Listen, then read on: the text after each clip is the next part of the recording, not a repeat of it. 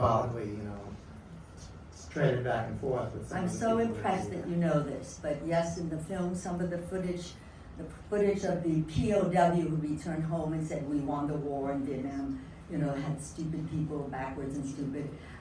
Those were clips from Peter Davis's Oscar-winning film. And he came to Duarte, and he said, you can use the footage. And by the way, he said, change the title of your film. So the first film was From Hollywood to Hanoi, which Peter Davis named. He retitled, because it was called Journey Home from War to Peace. He said, no. He said, tell the story. You went from Hollywood to Hanoi. Just call it From Hollywood to Hanoi. So Peter Davis renamed, retitled my film. Yes, some of you may remember a very uproarious moment at the Academy Awards that year, because Peter Davis himself, for some reason, wasn't there. One of the producers, Bert Schneider, got up on stage, and he said, I have a telegram of congratulations from the North Vietnamese government. This was shortly after the fall of South Vietnam, and he waved it in the air, and some people booed, and some people clapped. And then after the commercial break, Frank Sinatra came out and said, the Academy wants to say it disavows all remarks by that gentleman having to do with et cetera, et cetera. So. Wow. Yes, Peter Davis, if you care to see the film is called Hearts and Minds. You can stream it. Yeah, it's out there. And you and your friends and family can stream this film. We called it The General and Me.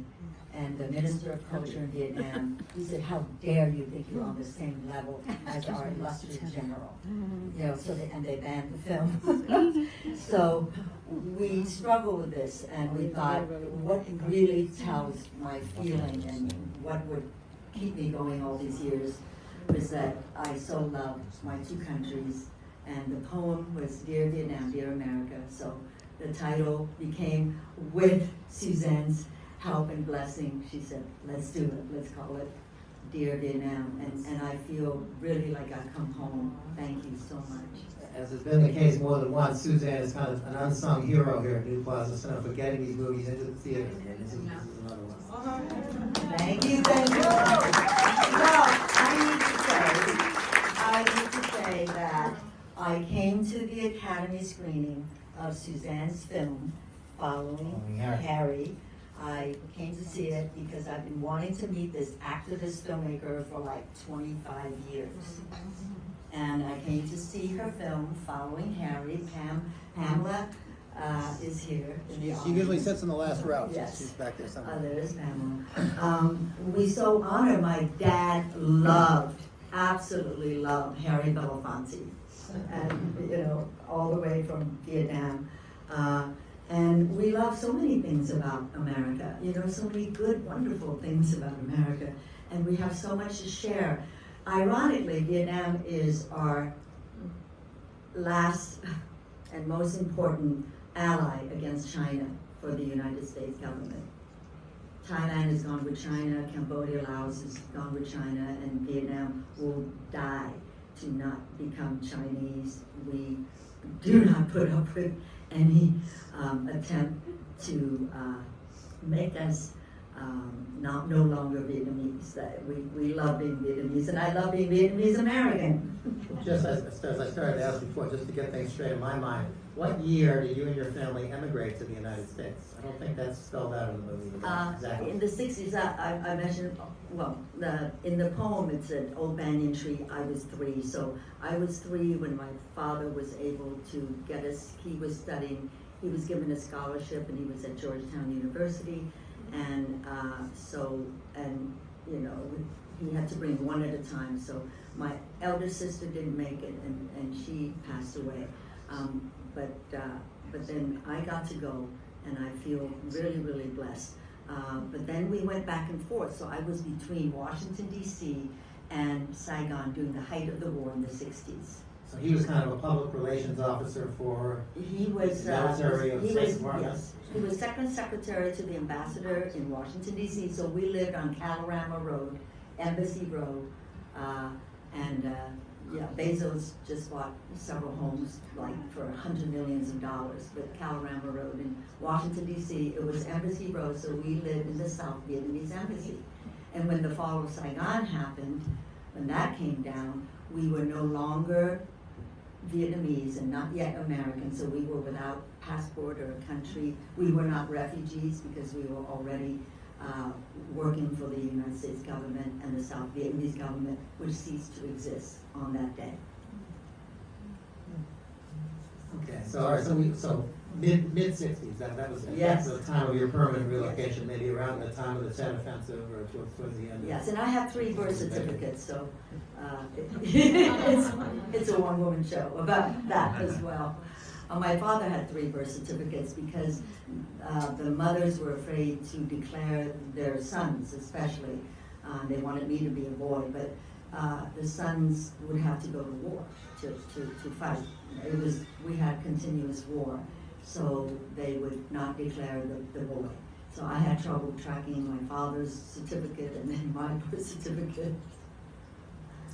Another thing I find very sort of moving and stirring in the film is we see 2 very important figures that I'm sure many of us remember very well from that period. One, Robert McNamara, and the other one, General Westmoreland. And what happened to them later on and how they behaved or how they were reacting to things, either refusing to give any ground or, in the case of General Westmoreland, he seems to be a little bit not quite all there. He's got the Vietnamese hat on and he's... I put it on. Oh, you put it on. And he used an expression, which I don't think I've heard since I was a child, and you have it twice in the film, if I remember correctly, where he says, "I'm not going to get involved with anything that's just a pig in a poke." I said to myself, what? I can't remember what that means. I had to look it up. It's up there in the booth on my phone.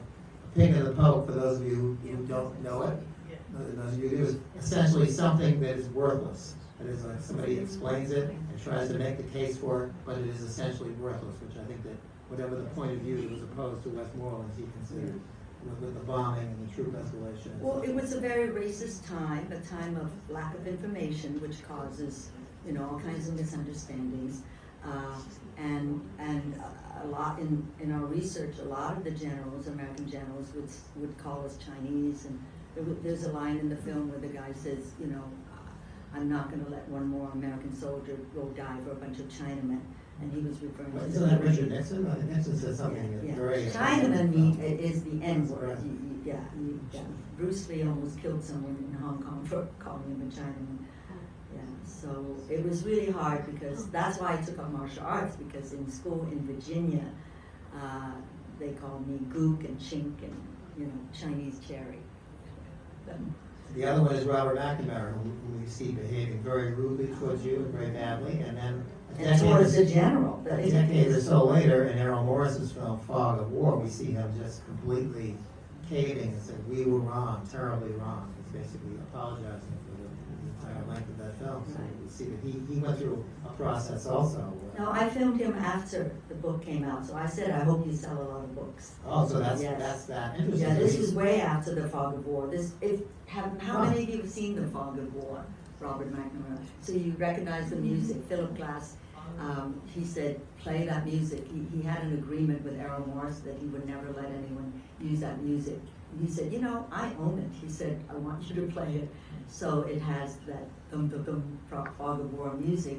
But Philip so championed this film, he loved it, for years. So, Tiana, you're saying that McNamara, despite behaving like an ass with you in the film, had already publicly come out and recanted and repented, yet he was behaving completely differently. He actually did not recant or repent. The press, because I was one of the first in the early days of the internet, American mothers and wives and widows were very upset when the book came out because there was a byline that said we were wrong, terribly wrong. Right. But Robert McNamara said at this workshop or this meeting in Hanoi that got me riled up was he said we were wrong, terribly wrong to not win this war. That's crazy. How did Errol Morris let him get away with that? Yeah. And he didn't recant because he toured.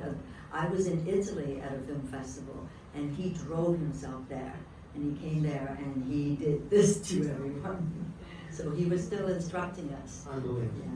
Yeah. So I really thank you for your question because it's a natural, you would think that he didn't get it and then he got it, he never got it. And he misled Errol Morris, and Errol Morris won the Oscar, speaking of Oscar, for that movie as well. And yet McNamara, from what you're saying, is essentially lying for the whole movie. No, I'm not saying he's lying at all. I think we have his truth, my truth, your truth, and their truth. I think it's through everyone's point of view. In his point of view, we were terribly wrong to not commit more troops, to not win this war, and that's what a military man would say, except for General Jap. He never talked like that.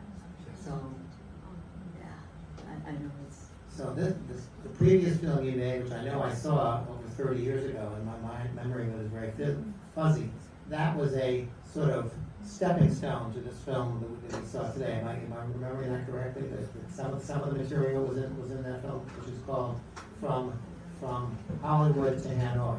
That's right. Yes. That's right. Shown at the Cannes Film Festival, as I recall. I filmed for over 35 years in Vietnam, and so when it came to doing the cut for this one, and we had, General Jap, who nobody's ever heard of, and then we have the American general and the American, Robert McNamara was called the architect of the Vietnam War. So it just worked perfectly that he walked in, he came to Vietnam on his book tour, and he was selling the book.